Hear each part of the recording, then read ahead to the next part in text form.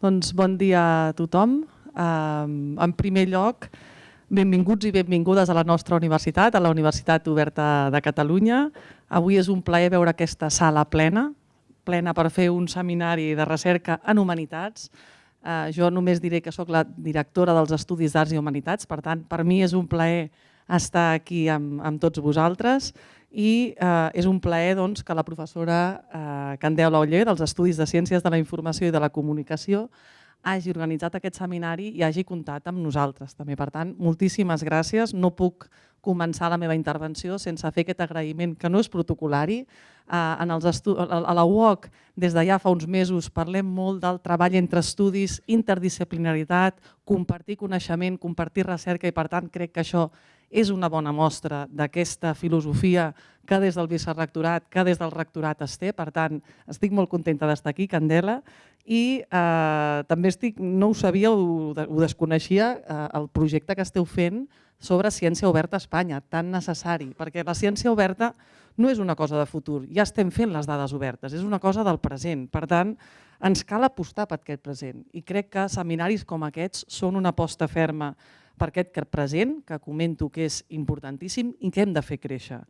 Perquè, en definitiva, les dades obertes ens ajuden i contribueixen a igualar-nos, a igualar les condicions, les possibilitats.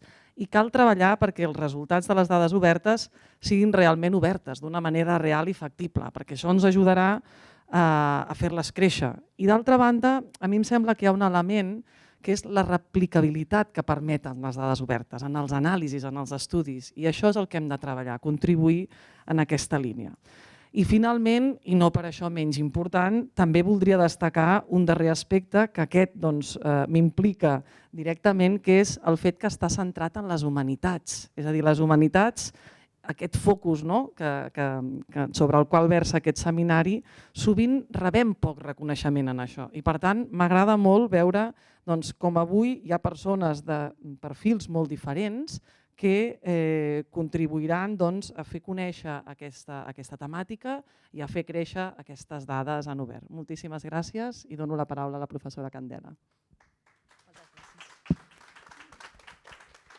Moltes gràcies, Anna, per aquesta benvinguda. En primer lloc, vull agrair que ens acompanya aquí a la sala el vicerrector de recerca, el doctor Xavier Vilajosana. També agrair-te, Anna, que ens has fet aquestes paraules i aquesta benvinguda i per acceptar la invitació a ser aquí. També vull aprofitar per agrair a tot l'equip de la UB i de la UOC implicat en l'organització de l'esdeveniment y en l'equip del proyecto que ahora os parlaré. También quiero agradecer a las personas que participaréis en las mesas redondas. Holly, thank you for coming. Ella será la ponente de apertura, es un placer tenerla aquí. Y también vamos a aprovechar y a agradecer a las personas que verán los vídeos a posteriori, ya que la sesión no se emite en streaming, pero sí que tendremos vídeos de la jornada. El seminario ha sido organizado por el proyecto Ciencia Abierta en España, la transición hacia un nuevo modelo de investigación, que está financiado por el Ministerio de Ciencia e Innovación. Es el quinto proyecto que llevamos a cabo con un equipo muy consolidado, que hoy nos acompañan algunos miembros en la sala. Los primeros proyectos estaban centrados en acceso abierto y el anterior y el actual ya hemos hecho un paso hacia ciencia abierta. En la actualidad, en el proyecto tenemos diferentes ejes de investigación, estamos poniendo empeño y horas en los nuevos modelos de evaluación, datos abiertos, hoy por ejemplo, ciencia ciudadana también, buenas prácticas, políticas y hoy, como comentaba Ana, focalizaremos en una disciplina, las humanidades y sus datos, y para ello contamos con excelentes ponentes. Presentaré brevemente la jornada, será una jornada trilingüe, veréis que pasamos del catalán al castellano y también al inglés, así que bueno, yo creo que es un poco el reflejo, ¿no?, de hoy en día. Empiezo por la última mesa y voy acercándome a lo que luego seguirá. La última mesa sobre las 12:30 la moderaré yo misma. Se titula Estudios sobre datos abiertos de investigación, donde investigadores que ponen el foco en la producción científica y la ciencia abierta, entre otros aspectos, pues hoy nos harán una píndola de humanidades, pondrán el foco aquí. Previamente, la primera mesa la moderará de manera, estoy segura que excelente, Lluís Anglada, que le tenemos allí en la sala ya. Se titula Los datos de investigación en humanidades tienen características propias y seguro que Lluís ya lo tiene todo preparado, ya os dará la bienvenida, así que no le voy a sacar palabras. Y para empezar, seguidamente, tenemos la ponencia de apertura, que esta vez es de ámbito internacional, y para presentarla y dar la bienvenida, pues nos acompaña la doctora Ana Villarroya. Ella es directora del Centro de Investigación en Información, Comunicación y Cultura, que conocemos de manera breve por CRIC, de la Universitat de Barcelona, y también es colega del proyecto. Así que, Ana, cuando quieras, aquí. Cuando Candela me ofreció presentar a Holly, lo primero que hace pues con toda la información en abierto que hay en Internet, fue ver quién era Holly, ¿no? Y su biografía realmente es un gran descubrimiento, es un tesoro. Yo creo que ha sido pionera, es mi percepción, en el ámbito del cruce entre las humanidades y la tecnología. Y en ese sentido yo creo que su trayectoria también puede ser una fuente de inspiración para muchas de nosotras. Bueno, a mí ya no, pero generaciones futuras sí. Yo creo que vale la pena compartir su trayectoria, ¿no? Porque es un pequeño tesoro que no quiero quedarme para mí misma, sobre todo en una jornada de información y datos en abierto. Bueno, voy a leer tu vida, nada, en 2 minutos. Es originaria de California, licenciada en arte, mención dibujo y pintura, y en historia del arte, mención historia de la arquitectura. Veréis que todos estos detalles son importantes luego. Después de mudarse a Minnesota, trabajó en el sector artístico sin fines de lucro, la cultura comunitaria, desempeñando funciones creativas y administrativas durante 12 años. Incluidos 8 años en un innovador centro de artes comunitarias, Intermedia Arts, en el que pudo aprovechar su educación universitaria en artes visuales y su creciente interés en la informática como diseñadora gráfica y gestora en temas tecnológicos.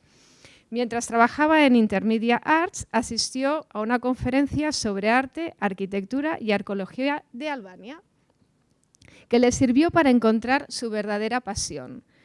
Al no tener formación reglada en arqueología, decidió estudiar el equivalente a una licenciatura en antropología en la Universidad de Minnesota y así poder adquirir mayor experiencia posible en trabajo de campo mientras continuaba trabajando. Posteriormente, y por un periodo de 4 años, pasó a ser gerente de operaciones en la Alianza para las Artes en la Educación de Minnesota y allí se dio cuenta que ya estaba preparada para combinar sus intereses en el mundo de las artes, la arqueología y la informática, y viajó a la Universidad de York en el Reino Unido y allí obtuvo una maestría en sistemas de información arqueológica. Eso fue en el 2002 y en el 2003 consiguió sus estudios con distinción en la Universidad de York. Regresó a Minnesota y trabajó para una empresa de gestión de recursos culturales como arqueóloga y especialista en gráficos. En 2005 recibió una Marie Curie de la Unión Europea. Veremos que luego en su trabajo es muy importante la captación de fondos por parte de la Unión Europea y regresó a York para realizar un doctorado centrado en la arqueología y la web semántica. Ya nos vamos aproximando a la actualidad. Al final, su beca Marie Curie fue contratada como gerente de investigación en el Departamento de Arqueología de la misma universidad, donde utilizó su experiencia en administración en organizaciones sin fines de lucro para apoyar la búsqueda de financiación para la investigación, en particular todo lo relacionado con la financiación europea. Completó su doctorado en el 2011 y en la actualidad trabaja como gerente de proyectos internacionales para el Servicio de Datos de Arqueología, lo que le permite, según ella, y ya veremos que es así, combinar todos sus intereses y habilidades de gestión y de investigación. Como podéis ver, Holly ha sido precursora de muchos de los temas sobre los que debatiremos hoy y que están en nuestra agenda educativa. Así que agradecerle que haya aceptado nuestra invitación para estar hoy aquí. Thank you very much, Holly, for being here. And the floor is yours. Anyway, thank you so much for inviting me to come and speak with you today. I struggled a little bit to decide which PowerPoint template to use because I'm going to pull on a lot of different strings of different projects and different things. But I ended up choosing SIADA, which is from a recent cost action, and it stands for Saving European Archaeology from the Digital Dark Age. And I know that sounds very dramatic, but hopefully by the end of the talk you will see sort of why I chose this. Also, I think we have some archaeologists in the room, but because archaeology, I know a lot of you are not archaeologists, so what I would say is that because archaeologists, we try to use every technology, every methodology that we possibly can to answer our research questions. We are very often used as a case study for the humanities when it comes to how to deal with humanities types of data. There are very few data types that we don't deal with, so if you can archive archaeological data, you can probably archive anything. So, so I'm hoping that I can take you on a little bit of a journey, and so this is where I hope we are going to go today. So first, what I'm going to do is talk about where I actually work, which is the Archaeology Data Service. And then I'm going to talk a little bit about how the ADS is part of both a national and an international ecosystem. And then I'm going to talk about the Ariadne research infrastructure, which is both an international community of practice, but it's also a data portal for resource discovery. Then I'm going to talk about how we've been working to try to strengthen our community and the capacity building work that we've been doing with the SIADA cost action. Then I'm going to talk about the phase that we're currently in right now, which is the SHADE Cost Innovators Grant. So this is basically follow-on funding from our cost action. And I'm going to briefly touch on kind of what we're doing next, which is a brand new cost action that's focused on AI in archaeology. And then basically I'm going to kind of leave you with a provocation, I guess, something to think about that maybe we can talk about when we're trying to make our data open in the humanities. I don't think we really understand fully that we're trying to solve one problem, but we're also creating another problem that we need to think about. So I'm going to talk about sort of what are some how do we think about making pragmatic decisions about making our digital data open, and then some concluding remarks. So I work for the Archaeology Data Service. We are the National Archive for Archaeological Data in the UK. We were set up in 1996, which our director very much likes to say is 2 years, means that we're 2 years older than Google. We've been around longer than Google. We are based within the University of York in this, oopsie, I'm going to do this the whole time, I can tell.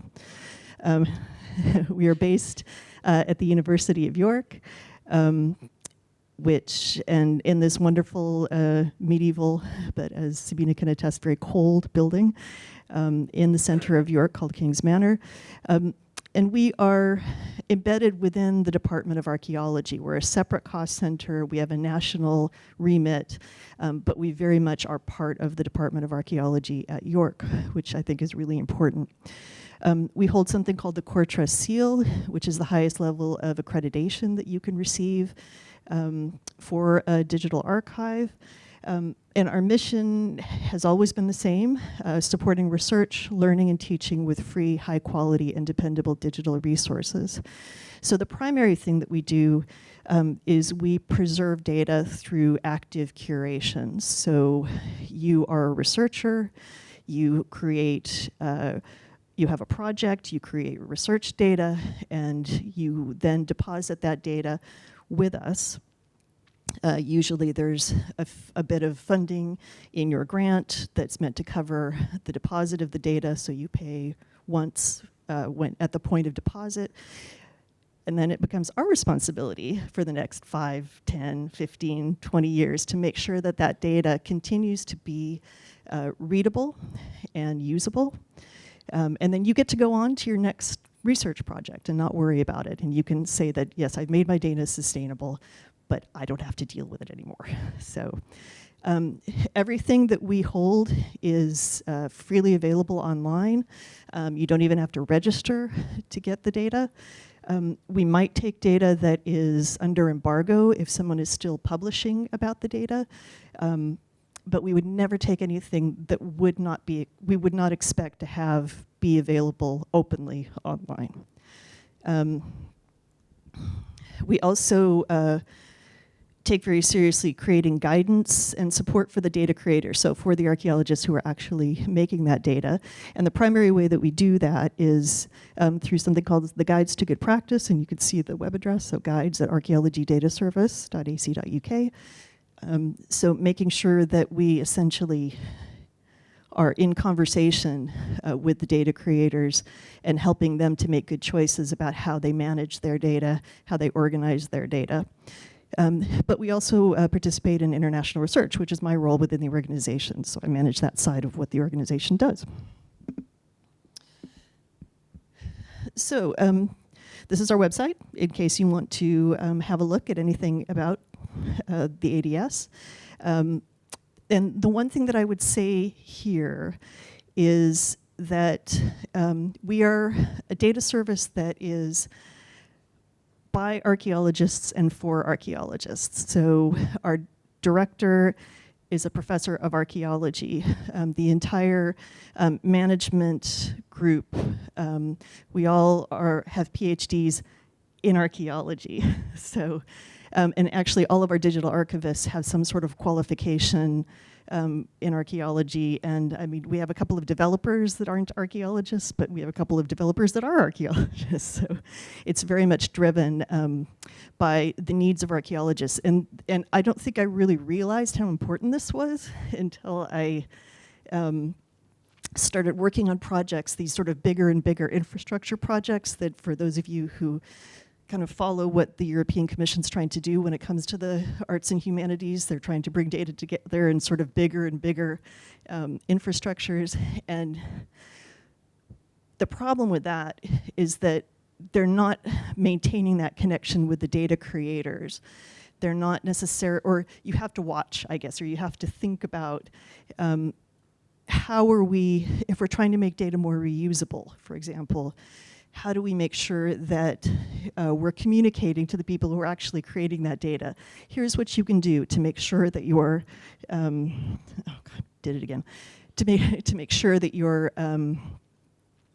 data, that you're communicating with the people actually making the data. You should, if you did this with your metadata, things will be more reusable. So it's basically completing that loop with the people who are actually making the data.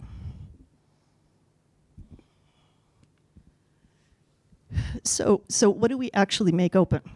What do we disseminate? So we have something called ArcSearch, which is an online catalog, which indexes over 1.4 million metadata records. And within that, there are the things that we are archiving ourselves. So that includes over 3,000 what we call data-rich archives, so project archives.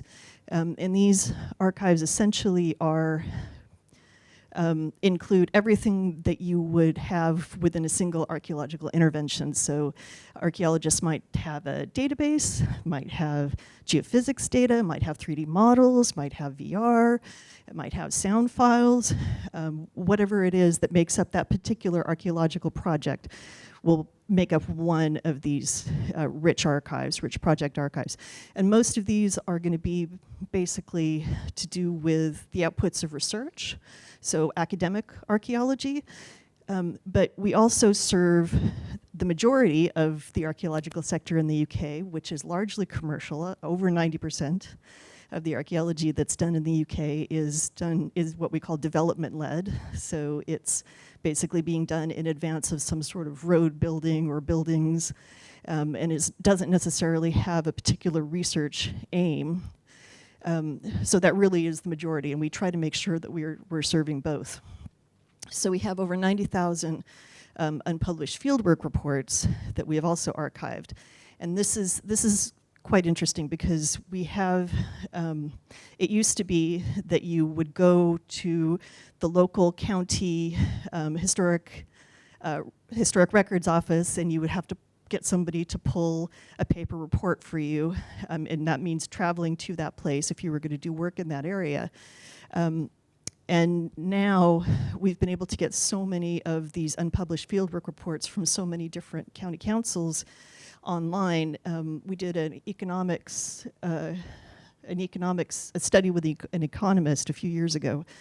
And basically they figured out that just making all of these things available online, not having to access them via county councils, was saving for every pound that was invested in the ADS, allowing us to do this, the return on investment was about £8.10. So it's always good when you can say, especially in the humanities, there's a real economic benefit to what we're doing by making our data open. So those are the things that we hold ourselves. There's some other things, but I won't take the time to go into it. But we also act as an aggregator. So we also allow a whole other range of resources to be cross-searchable within ArcSearch. So we aggregate metadata from over 30 UK national and regional historic environment inventories as well. So you can search once, but as you can see in this slide, what it's actually returning is from Historic England. So it's allowing you to search our archives, search what Historic England has. Obviously, if you click on it, if you find the thing that you want to look at, if it's something we hold, it takes you to us. But if it's something someone else holds, it's somewhere else. So the idea is we're part of a national ecosystem, basically, when it comes to making our archaeological data open. And I do apologize for the extremely antiquated interface slide here. We're about 3 months away, I think, from completely updating this, so very excited about that.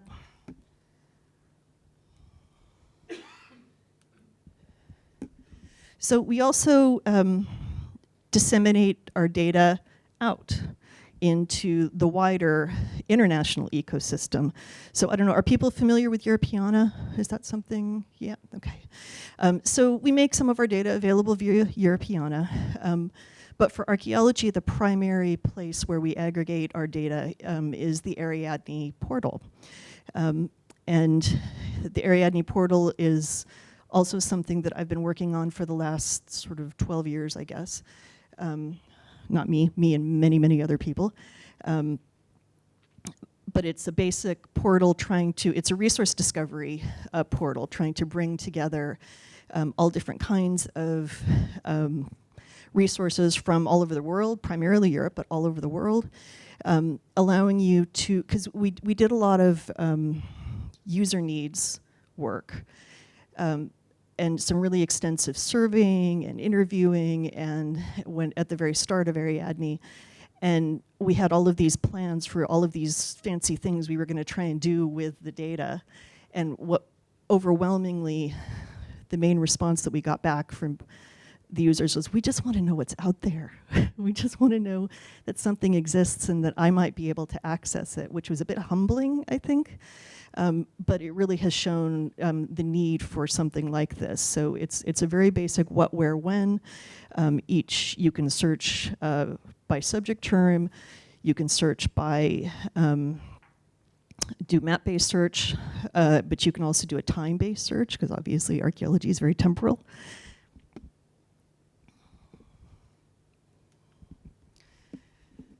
And I had a look, and we already have a fair amount of data from where we are now, actually. And you can see most of this is from the CPAC group at the University of Barcelona.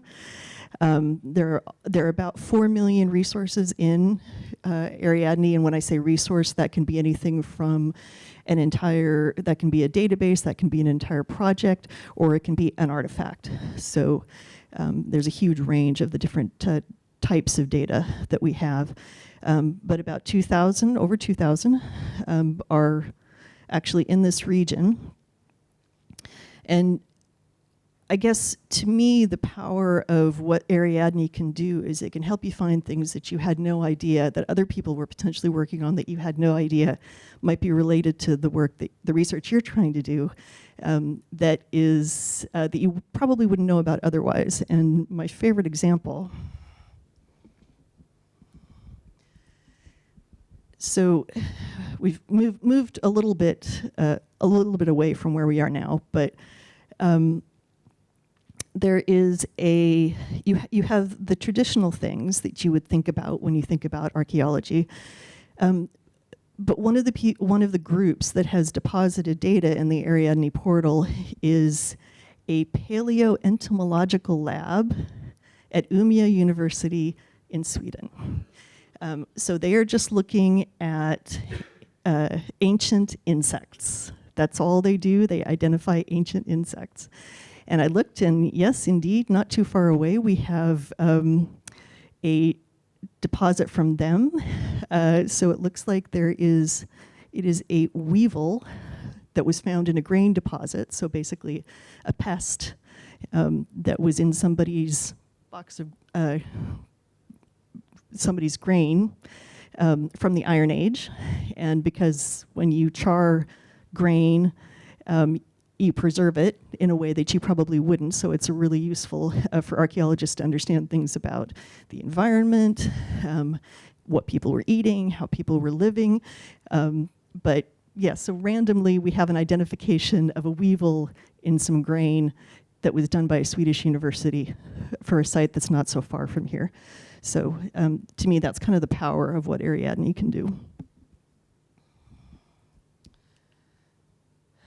So, but what I'm going to, I could talk about Ariadne all day, but I won't. So what I do want to talk about is Ariadne as a community. And I'm going to tell a little story about kind of how we got to where we are, and how we realized that even though the first phase of creating the Ariadne portal, which we started in 2014, it was well funded. We had, I think, 23 partners from 18 countries. But what we started to, as people started to work together and realize what some people were doing, what some people were,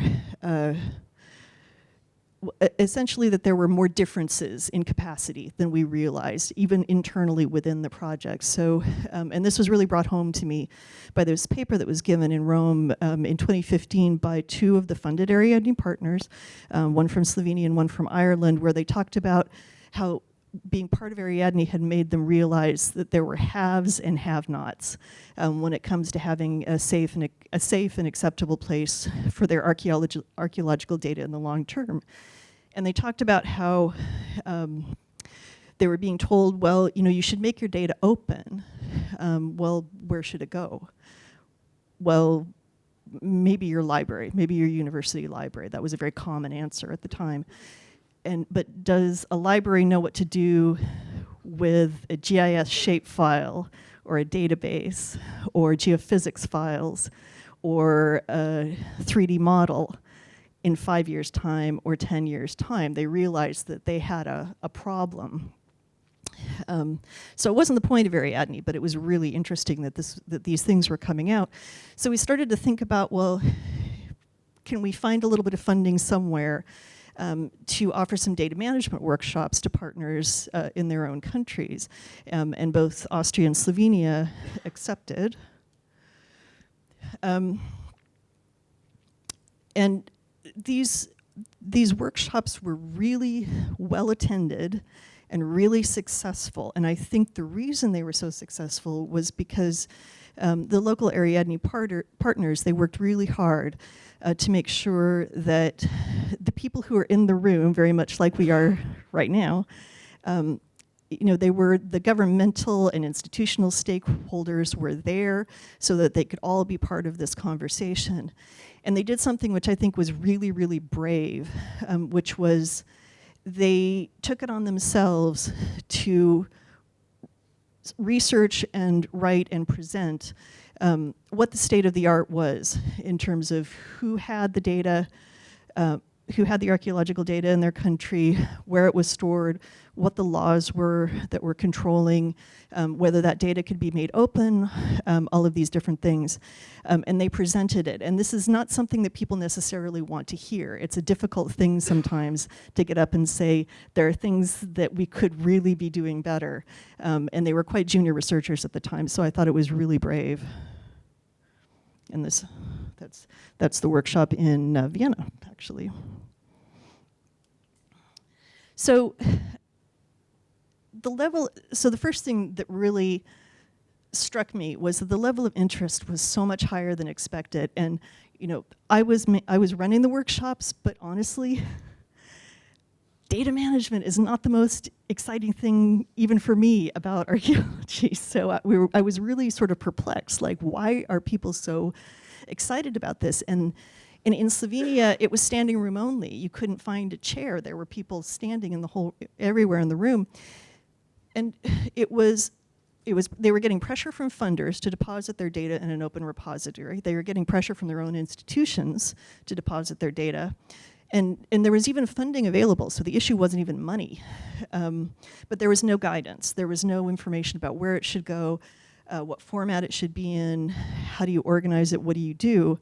And as I was saying before, there were no appropriate options for what the kinds of data that archaeologists produce to make sure that they would be useful in the long term.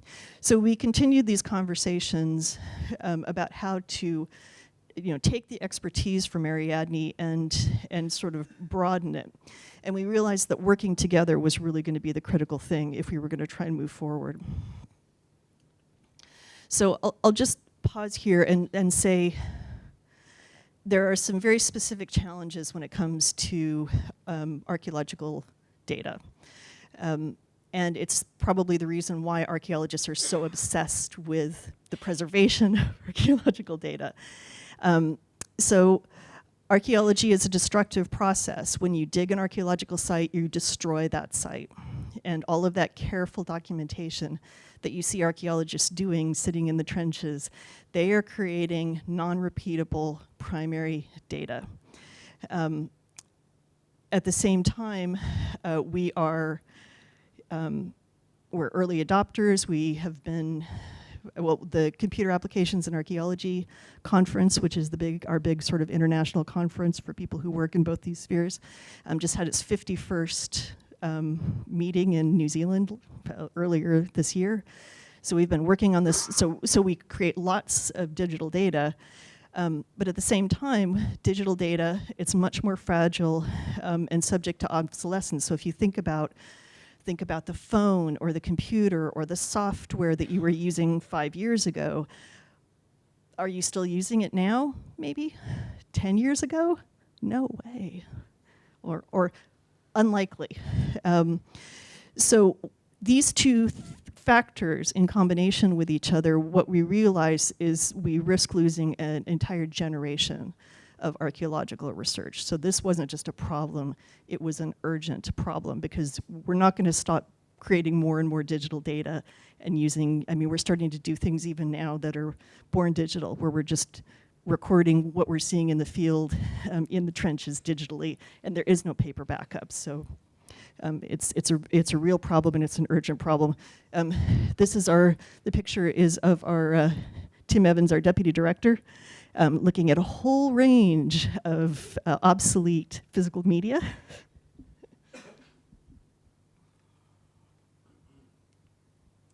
So I decided, based on all of this, to write a cost action.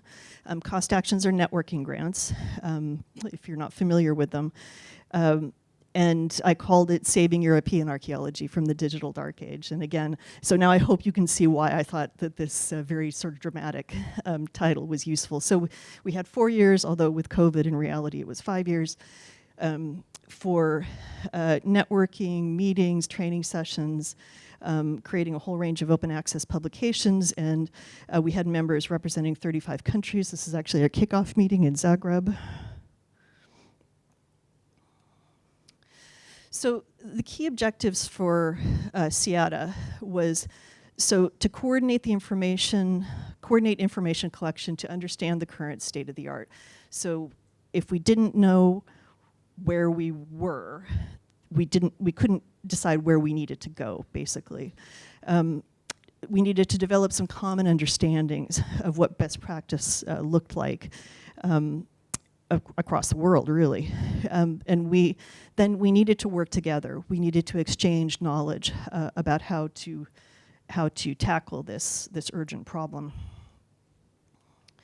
And basically I structured it so that it was, we had 4 different working groups, and I tried to make sure that it didn't matter where you were in trying to make your data sustainable and open, you were basically, you had a place somewhere in SIADA. So working group 1 was just, right, there's a problem, how can we start thinking about what to do about it? How can we talk together about the different kinds of encouragements and resistances? And there's a lot of psychology that goes on when it comes to making data open and sharing data. And thinking about who should be responsible for the data. So this was meant to be a starting point for anyone. And we also took the model of the data management workshops in Slovenia and Austria, and we were able to do further workshops making data open in Norway, Turkey, Portugal, Ireland, France, Serbia, Romania, and actually just last month we were able to do one in Greece, which, considering how closed and centralized most of the archaeological data is in Greece, it was amazing to me that they're ready to start having the conversation about opening their data. It's wonderful. So working group 2, completely practical. We've decided we want to do something. How do we actually do it? What kind of software do we need? What kind of training do we need? How do we actually manage this in a sustainable way? Working group 3, so best practice. So all of the established repositories for archaeological data were participants in SIADA, so it was an opportunity for us to talk together and share what best practice is for existing repositories, looking at things like the FAIR principles. Are the FAIR principles things that people have heard about? Yeah? Yep, okay. Obviously, because that's something that's become much more important. Cost modeling, how do you pay for it? You know, just everything that we sort of deal with, and looking at the future as well, so domain and technology watch. And then finally, sort of the future, I guess, the use and reuse of archaeological data. So we have, I would say in archaeology, in terms of the FAIR principles, we have probably, we've been working on findable and accessible for the last 20 years, and we've got a pretty good idea of what best practice looks like for that. I would say within the last 10 years, we have a pretty good handle on what interoperability best practice looks like for archaeology. And I think we're going to spend the next decade looking at use and reuse of archaeological data. What does best practice look like when it comes to not just looking at web stats? What does it look like to actually have meaningful reuse, where we can actually say somebody learned something new, and this was what they learned because they had access to this resource, which is another level. There were a huge amount of things came out of SIADA. Not least, and I'll just highlight one of them, we ended up having 34 peer-reviewed publications that were all just documenting what is the state of the art in my region, country, nation, which was incredible. So we really did get a good sense of what was happening in each country. And again, it's a bit brave. Sometimes you have to be a bit brave to actually say this is the situation. But it allowed people to see my situation is just the same as everybody else's situation in a lot of ways.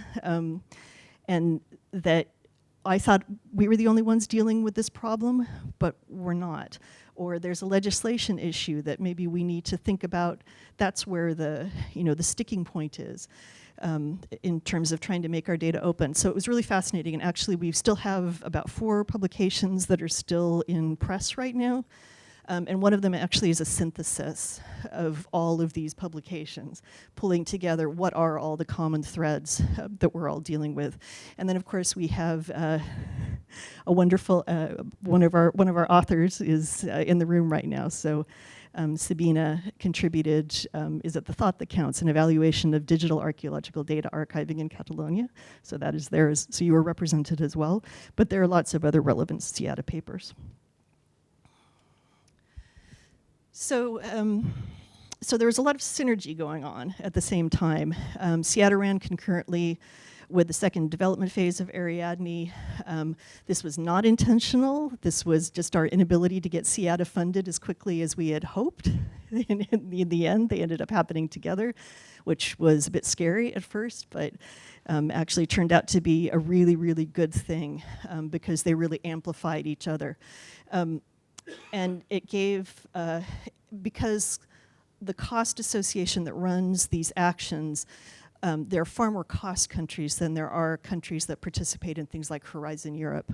So we were able to basically start bringing in more and more interested people in more and more countries, far beyond what normally could be funded within Europe. And this is where we are currently. So we were able to get follow-on funding for 1 year with something called a Cost Innovators Grant. And we're really proud of this because Cost has been making these grants since, I think, 2014. And we're the first humanities-based, most things are very, very hard science-based, so we're the first successful Cost Innovators Grant that is looking at humanities-based data.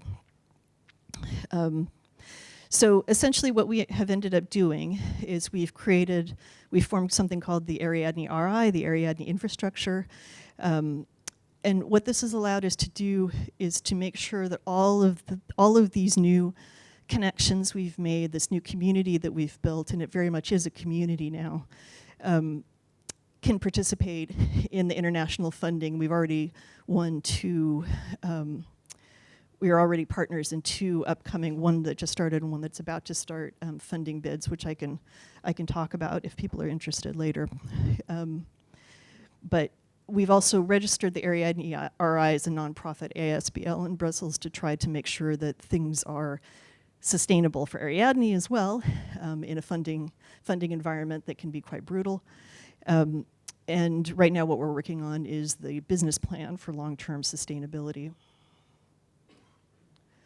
And just ever so briefly, we have a new cost action that's just been funded, which I think is kind of the new frontier, managing artificial intelligence in archaeology. Obviously, this is something everybody's talking about, and we want to make sure that the way archaeological data is used with AI, which of course it will be, we want to make sure it's fair, we want to make sure it's collaborative, we want to make sure it's archaeologist-driven, and we want to make sure that what we're doing is ethical, which I think is really important. So we're going to do some similar things, figure out what's the state of the art with AI in archaeology, find out who's doing what. There are a lot of people doing things, but it's not joined up in any way.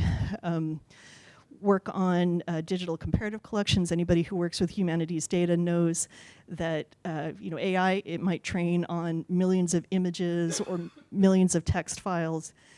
We're lucky if we can agree on something that's like one well-identified piece of pottery, if we can come up with 10 examples of that to try and train on. So we need to be working together to make sure that we have the training data that we need. And then there's a working group that's just, okay, so what's the potential? What's the potential of AI for use with archaeology? So now I'm going to leave you with the provocations.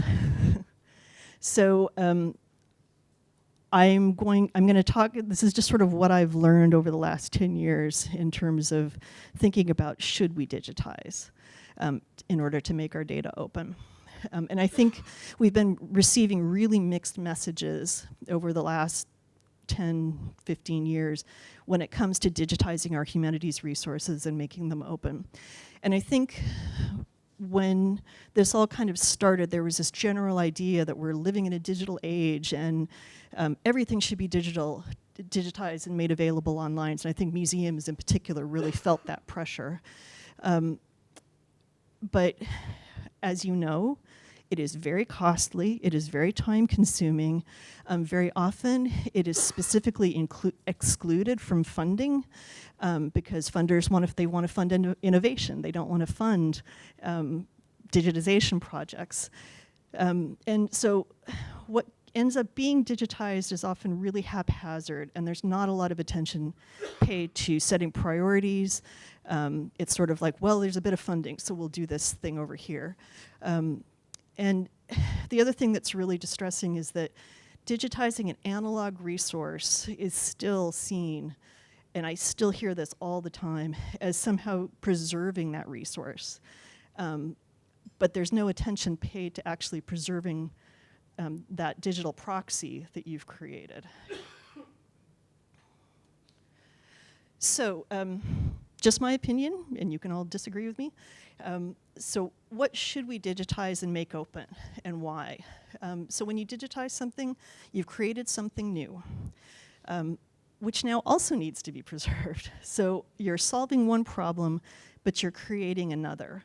So we need to think carefully about what we're doing and why we're doing it. Interfaces, they come and go. But the digital data has its own preservation needs. So I think for a long time we've also thought about, well, we're going to create this online resource and we spend all of the money on the interface, and we don't think about, well, the interface is going to be gone in 5 years or 10 years.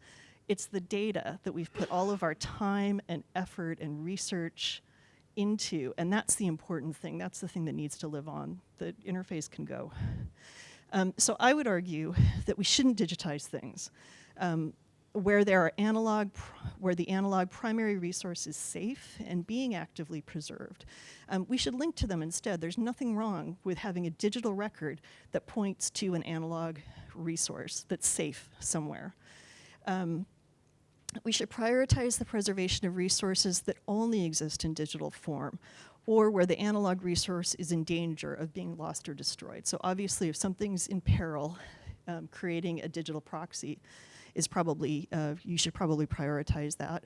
And we should prioritize the preservation of digital syntheses that represent significant research effort.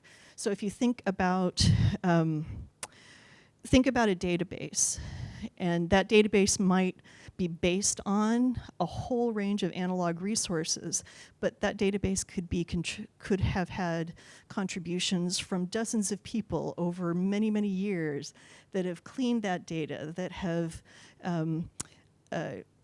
contributed their thinking around how that data is being organized. That's now a resource that contains significant intellectual value and should be preserved. And we're realizing the same thing with algorithms. That represents the creation of that algorithm for AI represents a similar situation. So I think new digitizations should only be undertaken when the resources that will be created can be made sustainable. So if you can make them sustainable and you have a data management plan and you know what you're doing and why you're doing it, then at that point, think about creating a new digitization project. So just to conclude, so archive once, reuse everywhere.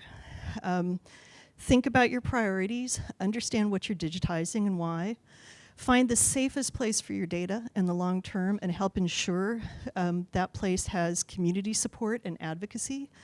And you might need to ask some hard questions.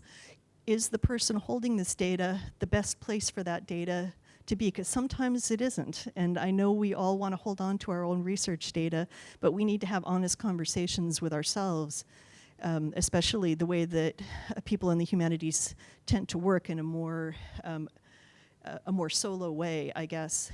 Am I really the best person to hold on to this data and be in charge of this data in the long term? So learn to let go of your interfaces.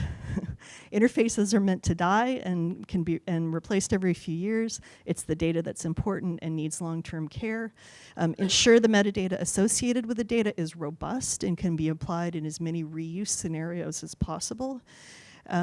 And understand and take advantage of your digital ecosystem to maximize open reuse, combining and recombining data in different ways for different uses. And then finally, and this is entirely, I have no data to back this up with at all, but in my experience, as an analogy, creating, when someone comes to you and says, making my data open, it's a technology problem.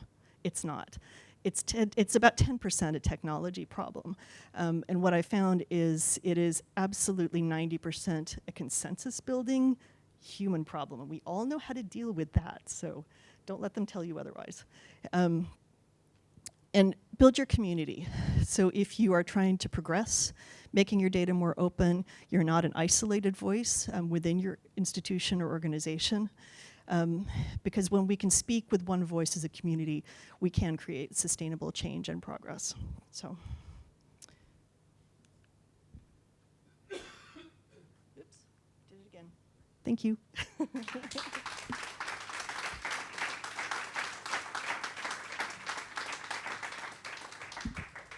Thank you very much for your speech, also for your experience and your opinion. Tenim uns 10-12 minuts per preguntes. Si voleu aixecar la mà, us apropo al micròfon i les traduïm amb l'ajuda d'una mica de tothom. Allà darrere. Sí, et pots presentar, si us plau? Hello, speech. I am Juan Jobote from the University of Barcelona. And I have a question about reusability. Usually in archaeology, projects are unique, and sometimes the data are unique. How do you imagine this data can be reproducible in some years?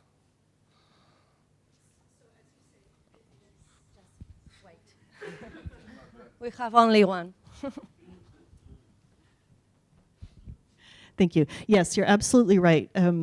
Archaeological data is unique. Every single archaeological intervention is creating unique data. So when I think about reproducibility, I'm thinking about having enough information. Well, first of all, when you're reading someone's synthesis, you should be able to go back and at least check that the data, underlying data, because that underlying data should be open, you should be able to verify yourself that this is correct, what they're saying about the data. You know, yeah, I can see how they came to that conclusion. The other thing I would say is it's important to make sure that the data can be, and this is really hard for archaeology, comparable in some ways to other data, because the power of making the data open is not only being able to verify and trust data that because you know, what's the process that we all are used to? Oh, can I have a look at your data? Oh yeah, no problem. I'll send it to you, but make sure that but this is not so good, and this is a little bit difficult, and you know, you get this whole sort of narrative about how the data was collected. So when you're taking that away and just using open data where you might not know the person or know their lab or know their work, you've got to be really explicit about how the data was collected, have all of that information. But it is really challenging to have things be comparable enough so that you can take data from one data set and data from another data set and put them together in a way that allows you to learn something new where you feel confident in your interpretation. So it's really messy. It's really messy. And that is something we're actively working on as well, is trying to figure out. So I wouldn't say you should, I don't know if we think about reproducibility, but we think about your ability to verify what you want to say about that data and be confident in it. Does that answer your question? Yeah, okay. Thank you, Holly.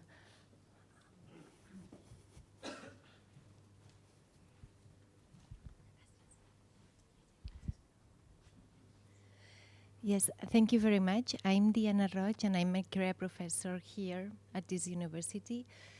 So my question has to do with the digital divide that still exists in many places around the world.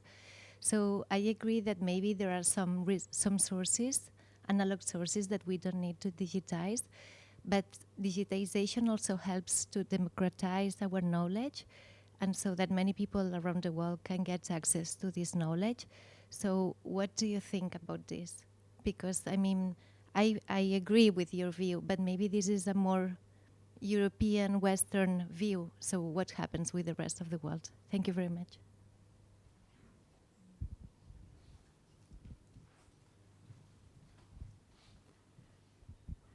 Thank you. Yes, that is an excellent question.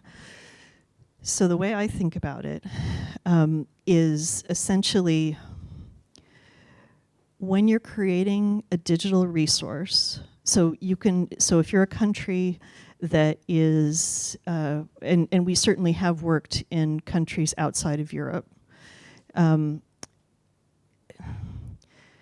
think about the level of infrastructure that country needs in order to be able to sustainably care for that data. It's not enough to just say, I'm going to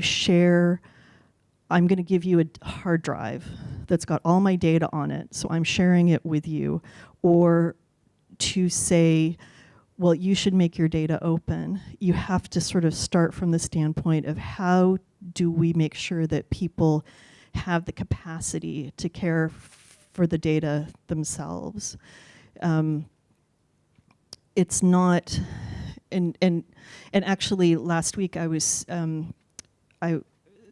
asked to meet with someone from Ghana, and he was telling me, so here's the situation in Ghana.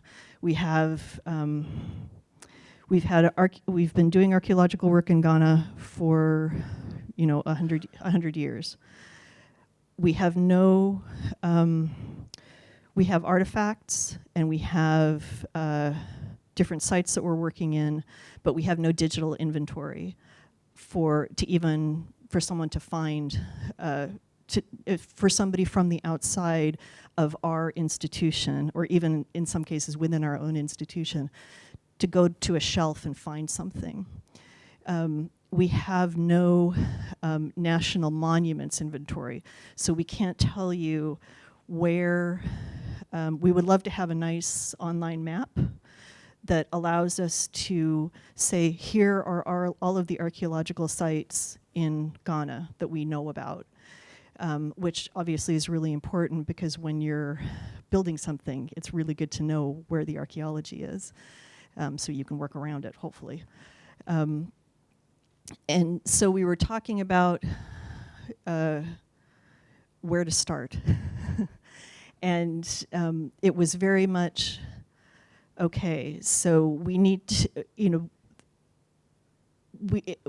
need to become part of the community, this international community that we can all sort of help and support each other, so that we can figure out what is the best way to not only work together on this, but how do we help you? How does the community help you establish what you need to establish in your own country to make sure that what you're creating is sustainable, and that can be. There's a lot of psychology. There's a lot of politics that goes on, and every country is different. Every country's situation is different, and yet the same. Weirdly, so. Everything he was saying, it's like, yeah, I've heard this exact same thing in Europe. I've heard the problems that you have, same problems that we have in Europe. So I would say the divide, once you find that key person, and when I said to him, okay, finding you're like gold dust to me, Because when you find that person who says, I see that there's a problem in my country, I would like to do something about it, then that person becomes, the center of that person becomes part of that community, and then we all get to work together on it with him. So that's the way I view it. Everything is a bit different, but at the same time, I guess I feel like we try to be really honest about what the problems are, but the divide is really not so different between Europe and outside of Europe. Does that answer your question? Yeah. Més preguntes? Sí? Thank you very much for your inspiring speech. I have another, it's a curiosity about the reuse of this data. If you have information about the level in the last, for example, 10 years, and the profile of the researchers who use this data for new researchers. Thank you. I'm so happy I have an answer for you. And I'm glad other people are fanning themselves and it's not just me. So yes, so I have a wonderful PhD student right now who has done this unbelievable work. Her whole PhD has just been doing the hard slog of understanding how people are actually, and we just said, just look at the ADS, just look at us and tell us what you find. Whatever you find, it's fine, we will accept it. And she figured out all of the different ways that people are reusing our data. People don't, even though we have digital object identifiers for all of our data sets, people don't cite them. People don't even necessarily put the URL that would allow us to track our data being reused into their publications. So she did all kinds of different ways trying to figure out how we can show that things are actually being reused apart from web stats. She did interviews with people who had deposited data with us where there had been citations, and talked to them and said, was this how you thought the data was going to be reused? What do you think accounts for this? And trying to really get at the heart of what we're doing and what's being done and what's not being done. I can give you a link. She just gave an online seminar for a different project called Tetrarchs, which I'd be happy to share with you. It's fascinating. It's information that we have never had before. Her name is Christy Lee K.L. Seaton. In addition, there's another project that I'm working on that's called Tetrarchs. It's called Transforming Reuse, Data Reuse in Archaeology, that we're about halfway through right now. And it's just looking at how we can, it's about storytelling and narratives and how we can do a better job of communicating what archaeology really is, because I know archaeology, anybody who works in the digital humanities knows that the past is used and misused in a lot of, right now, I would say quite scary ways, to be honest. How can we do a better job of using narrative and storytelling to, how can we optimize our data so that it can be reused in ways that are much broader than the way that archaeologists organize their data and create their data. So that's a whole other, this seminar was part of that project actually, so I'd be happy to circulate that if people are more interested in that. And actually we're in 2 weeks, we'll be in northern Greece for that project, and we're trying to completely change. We're actually going to be experimenting at the point of data capture in the field to see if we can create different types of metadata at the point of excavation. which is also really, really unusual, and trying to pull it through the entire workflow all the way to the point where we make that data open and see what it takes to actually make our data more reusable in a holistic way. Donaríem pas a la darrera pregunta, si algú s'anima. En tenim dos, per tant, bé, les dues, d'acord? Comencem. Sí, tenim temps per les dues. So I think that humanities, the digital humanities, like the open science, has an organizational problem, no, or challenge, is how to build common umbrellas, like the digital humanities is a common umbrellas. At the same time, how we need, for the practical reasons, to create nodes or clusters, disciplinary clusters. No?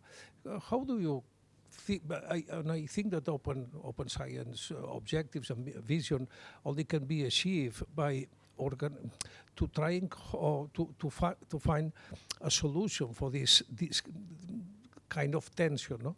How do you think that we about how to manage the diversity under the common umbrella? Li pots repetir la pregunta? Well, probably I am not expressing well. No, not only talking bad English, but also expressing badly. No, that I think is that we are doing in digital humanities movement, for instance, is to build a common umbrella. But at the same time, that we need is to build narrow communities like the archaeological people. How do you think that we can to manage this kind of tension? Yeah, really good question. What I was talking about having at the very beginning, the importance of having people who understand the data, working with the data, at least as far as it coming from the data creators. That was a hard lesson because at first I was working in a project called eRIS, which was trying to set up a heritage science infrastructure, and they kept asking us about data quality. How do we ensure data quality? And in the end, my answer was, well, you can't, because you have cut the connection between the data creators and the people who understand how to manage and make that data open. And I then went on and worked on the SHOCK project, which was the Social Sciences and Humanities Open Cloud. And I started to really realize how important, it just became plain to me that as we have these bigger umbrellas that are being created, and certainly the European Commission is putting a huge amount of money towards creating these bigger umbrellas, we need to make sure we know who we are in terms of the different domains we represent.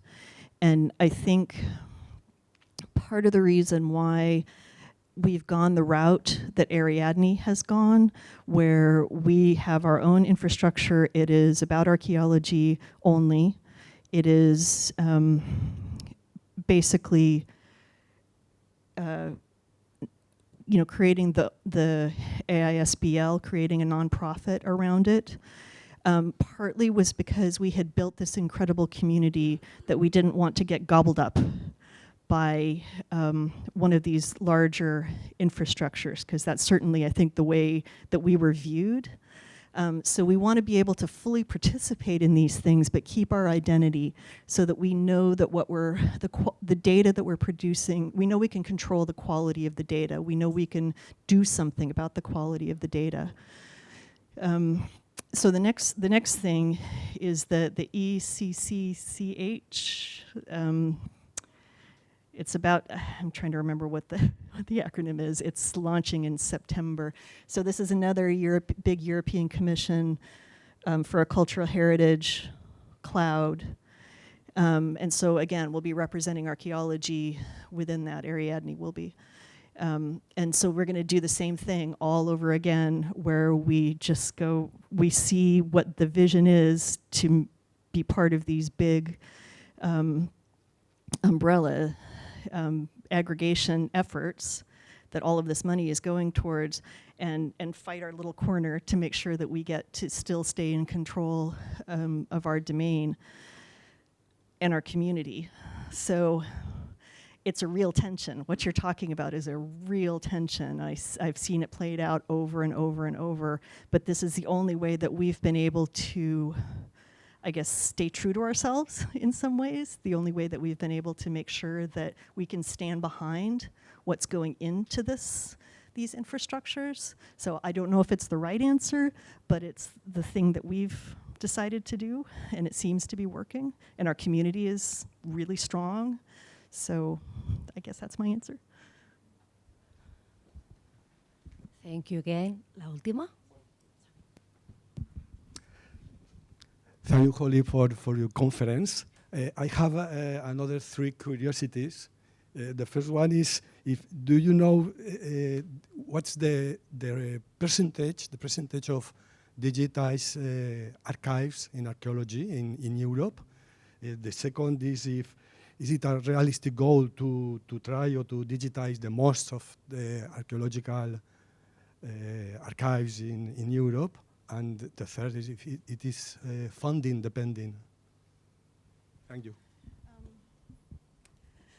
So when I first started working for ADS, we estimated that only 10% of the archaeological interventions just happening in the UK were coming to us for archiving. And after 28 years, I think we're up to about 25%. So that's, doing everything we are doing, that's still the best we've been able to do so far. If I were to just guess, educated guess about across Europe, I would say maybe 1% of all of the archaeological excavations are, do you mean digitized and open or just digitized? And do you mean openly available as well? Yes, yeah, probably 1%. I would say that we're seeing more and more what we call sites and monuments inventories coming online. So ministry will say, we're going to at least show you where the archaeological sites are and who's been working on them. So you at least know who you might need to talk to. But the data itself, not really. So it's very much, yeah, we have so much work to do. It's a little terrifying sometimes if I actually think about it that way. But it's growing every day, and I keep seeing things that just completely surprise me. Like, now we just get people contact, like, so all of the, I've been doing a lot of work with the foreign schools that are, archaeological schools from different European countries that work in other countries, which is very much a colonial legacy. So I've been working with the British schools in Athens and Ankara and Rome and North Africa, trying to help them get their data online. And we just had an approach from the Swedish schools, and they want to do the same thing and get all of their data and make it open via Ariadne. So I'm seeing, so we're getting more and more people who are just coming, people that I don't know that are just coming out and saying, oh, we've decided we want to do something. Is this a way that we can do it? Can we be part of that? But yeah, we just have an absolutely huge amount of work that we need to do when it comes to getting the actual data. And as I say, I'm more concerned with because it's archaeology, I'm more concerned with making sure that data is safe than making sure that it's open, if there's no analog backup, I guess, of it. I don't even care so much if it's open, as long as it's safe and can be made open later. I guess what I already said about funding. Yeah, funders don't want to fund digitization projects. They really don't. They want to fund the shiny interface.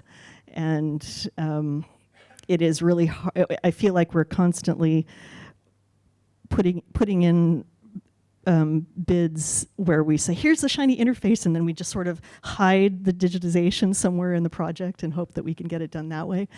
But I have been having more conversations with funders as well who are kind of realizing, oh, we need to, if we're gonna, and the other thing that drives me crazy is funders will make you do a sustainability plan for a project that ends in 3 years or 5 years, and then you have to go on to your next research project. And it's like, why are, it doesn't make any sense. So I think there's a lot, and again, this is about speaking with one voice as a community and being able to push back against some of these assumptions that, you know, it's our job to make the data sustainable. No, it's our job to do research. It's someone else. It should be someone else's job to make sure that the data is being held sustainably.